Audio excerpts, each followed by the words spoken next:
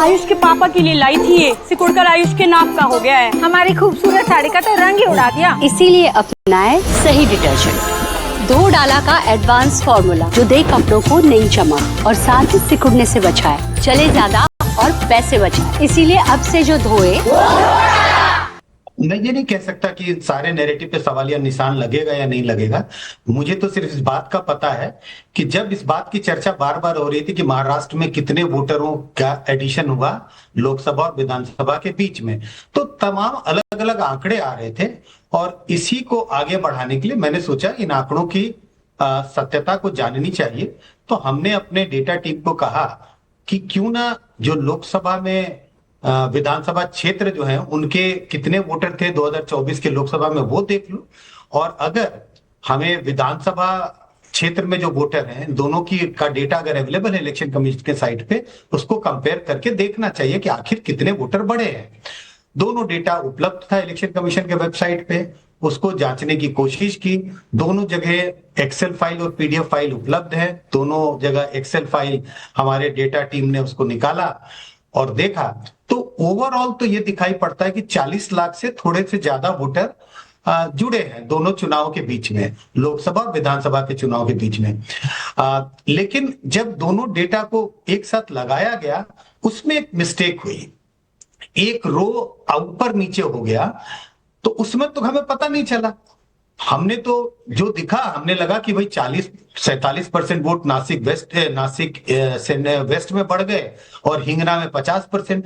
यही गलती तो सारी कंस्टिट्यूंसी में हुई होगी, लेकिन ओवरऑल फिगर ठीक था। हमने अपने डेटा टीम से 2-3 बार पूछा कि क्या डेटा ठीक है, उन्होंने कहा हाँ, उन्होंने अपने हिसाब से तो किया था काम, उन्होंने कहा ठीक है डेटा। हमने उसको ट्वीट कर दिया।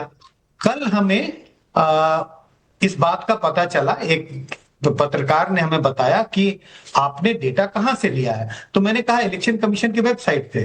तो उन्होंने बताया इलेक्शन कमीशन की वेबसाइट पे आप कहां गए, हमने उसको देखा और तब उन्होंने पॉइंट आउट किया कि देखिए एक रो की गलती है, आपने 125 नंबर की जो कंस्टिट्यूएंसी है नासिक वेस्ट को 124 से कंपेयर कर दिया और 50 को 49 से कंपेयर कर दिया। दो डेटा, क्योंकि हमने 2 कंस्टिट्यूएंसी और 2 कंस्टिट्यूएंसी जो बॉटम में थी उसका, तो सारी कंस्टिट्यूएंसी वाइज जो है कंस्टिट्यूएंसी वाइज जो डेटा वो गलत था। तो हमने उसको डिलीट किया ट्वीट को, और आज सुबह हमें लगा कि ये तो भारी गड़बड़ी है, क्योंकि हमने जब देखा था कि इसको किस तरह से राजनीतिक पार्टी इस्तेमाल कर रही है, तो हमने उसके लिए माफी मांगी और एक ट्वीट किया।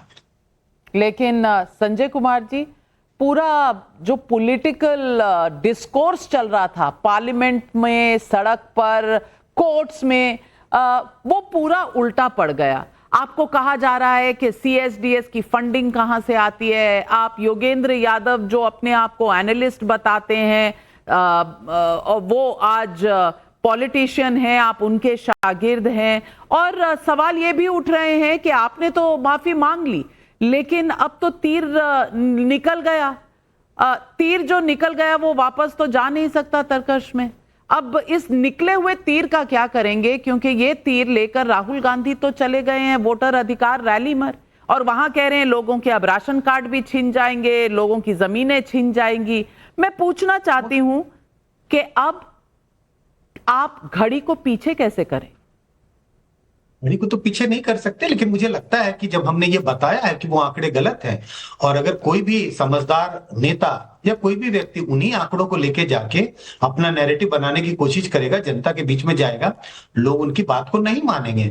उन्हें नए सिरे से अपने आंकड़े तलाशने होंगे और जहां उन्हें गलती दिखाई पड़ेगी उन आंकड़ों के साथ जाना होगा। हमने ये आंकड़े उनके लिए नहीं परोसे थे, हमने तो जनरल एक डाला था। तो मुझे लगता है अगर कोई इसके बाद भी, जब हम ये कह रहे हैं कि हमारे कैलकुलेशन में गड़बड़ी है, ये आंकड़ा सही नहीं है, और फिर भी अगर आप इसी आंकड़े को लेकर इस्तेमाल करके नैरेटिव बनाएंगे, तो मुझे लगता है कि ये एक पुअर पॉलिटिक्स होगी और इस पर कोई जनता भरोसा नहीं करेगा। तो advocate Nikhil Jain, poor politics का अब आपके ऊपर आरोप है कि आप पुअर पॉलिटिक्स कर रहे हैं। डेटा सिर्फ डिलीट कर देने से, अपना ट्वीट डिलीट कर देने से क्या आपके सारे ये जो फेक न्यूज के पाप हैं ये धुल जाएंगे? और निखिल जैन, मैं आपसे ये भी पूछना चाहती हूं कि क्या आप फिर से डरा धमका कर वोट और अपनी राजनीति को चमकाना चाहते हैं? क्योंकि कभी कह रहे हैं जमीन छिन जाएगी, कभी कह रहे हैं राशन कार्ड छिन जाएगा, और घड़ी घड़ी जिनका नाम आप कह रहे हैं नहीं है वो आकर कह रहे हैं कि नहीं भाई हमारा नाम तो है। तो ये झूठ की राजनीति कब तक चलेगी? नाविका जी, सबसे पहले तो शायद से सीएसडीएस की डेटा टीम से एक गलती हुई है, रिसर्च टीम से गलती हुई है, और संजय जी यहाँ पर मान रहे हैं। मेरे ख्याल से टाइम्स नाउ की भी रिसर्च टीम से एक गलती हो रही है कि आप सीएसडीएस के उस ट्वीट को राहुल गांधी की वोट अधिकार यात्रा से या फिर राहुल गांधी की प्रेस कॉन्फ्रेंस से जोड़ रहे हैं।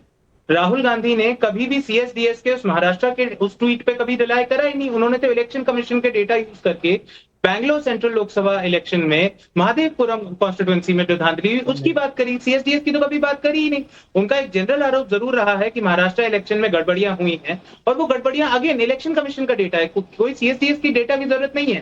क्या इलेक्शन कमीशन का ये डेटा नहीं है कि लोकसभा से और विधानसभा चुनाव में 40 लाख से ज्यादा वोटर पड़े?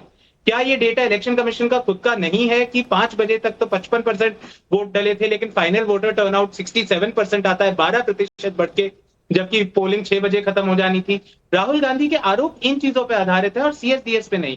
सीएसडीएस एक पवन खेड़ा, रणदीप सिंह सुरजेवाला, मुझे शायद गलती लगी होगी, आप ठीक ही कह रहे हैं, वो किसी और पार्टी के लोग होंगे, शायद कांग्रेस के नहीं है, और शायद उनका कोई ओहदा भी नहीं है कांग्रेस में। मैं ही गलती कर रही होंगी क्योंकि कांग्रेस पार्टी तो कभी गलती कर ही नहीं सकती, माफी मांगती हूँ। लेकिन राधिका खेड़ा जी, हमसे गलती हो गई, हमें सॉरी बोलना चाहिए, क्योंकि कांग्रेस तो कभी गलती नहीं करती, उनकी हर बात सच पे आधारित होती है। जवाब दीजिए। नाविका जी, शुरुआत इस वीडियो से करते हैं। ये मैंने प्रेस कॉन्फ्रेंस में कहा, चुनाई आयोग। ये वीडियो है राहुल गांधी जी का, जो आज बिहार में बैठ के भ्रम की राजनीति कर रहे हैं। रोज सुबह शाम चुनाव आयोग को गाली देते हैं, लेकिन चुनाव आयोग खुद बोल नहीं पाते हैं। ये लड़ाई लड़ रहे हैं चुनाव आयोग से। देखिए, ये तो इनके हालात है। यहाँ पे आके बोल रहे हैं बिहार में कि मोदी जी आपकी जमीन छीन लेंगे, मोदी जी आपका राशन छीन लेंगे। जिस आदमी के अंदर राशनल ही नहीं है, जो वो राशन की बात कर रहा है। चुभन उसी दिन से थी जब ये सपना सच हो गया कि 81.35 करोड़ लोग को फ्री राशन भारत की सरकार, मोदी जी की सरकार देती है। 13.5 करोड़ लोग गरीबी रेखा से बाहर आ गए। जिस गरीबी हटाओ की बात गांधी परिवार करता था और कभी कुछ नहीं किया, और मोदी सरकार ने प्रधानमंत्री जी के नेतृत्व में यह सपना सच करके दिखाया कि 13.5 करोड़ लोग गरीबी रेखा से बाहर आ गए, और विश्व का सबसे बड़ा फूड डिस्ट्रीब्यूशन प्रोग्राम है जिसमें 81 करोड़ लोगों को मुफ्त राशन दिया जाता है। तो तकलीफ तो होनी थी कि देश तरक्की क्यों कर रहा है, देश क्या हर नागरिक भरपेट खाना क्यों खा रहा है, और देश का नागरिक गरीबी से बाहर क्यों आ गया है। और काट की हांडी नाविका जी बार बार नहीं चढ़ती, एक बार चढ़ चुकी है लोकसभा में, इनकी थोड़ी सी सीटें बढ़ गई क्योंकि उन्होंने संविधान की कॉपी लहराई और बोला संविधान खतरे में है। बाद में पता चला कि जो संविधान की कॉपी राहुल बाबा लिए फिरते हैं वो अंदर से खाली थी।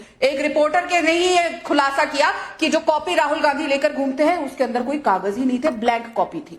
खैर, लेकिन अब वापस मुद्दे पे आते हैं। यहाँ पे जो बात हो रही है कि भाई साहब ने ट्वीट डिलीट कर दिया, फिर पवन खेड़ा ने ट्वीट डिलीट कर दिया। मैं आज इनसे संजय जी से पूछना चाहती हूँ आपके माध्यम से, आपने तो ट्वीट कर दिया सर बिना कोई जांच पड़ताल करे, और वो ट्वीट व्हाट्सएप के जरिए, अलग अलग सोशल मीडिया के जरिए गांव-गांव तक पहुंच गया, और गांधी परिवार हो चाहे उनका इंडिया अलायंस हो, वो जो फेक नैरेटिव बना रहे थे हमारी देश की संवैधानिक संस्थाओं को लेकर, वो तो आपने धज्जियां उड़वा दी उनकी। आपका एक सॉरी वाला ट्वीट तो नहीं गया, क्योंकि वही लोग जो वो आपका गलत ट्वीट घर घर पहुंचा रहे थे, अब ये किसी को नहीं बताएंगे पवन खेड़ा की मैंने ट्वीट डिलीट कर दिया, ना रणदीप सुरजेवाला ना कोई और। यहां पे आके उनके प्रवक्ता कहेंगे कि राहुल गांधी ने तो इस पे चर्चा नहीं करी, लेकिन इन सब ने अपने व्हाट्सएप से, अपने सोशल मीडिया से घर घर वो ट्वीट पहुंचाया और देश की संवैधानिक संस्थाओं के ऊपर क्वेश्चन उठाया। उसका खामियाजा कौन भरपूर करेगा? आपने तो आके आराम से सॉरी कह दिया,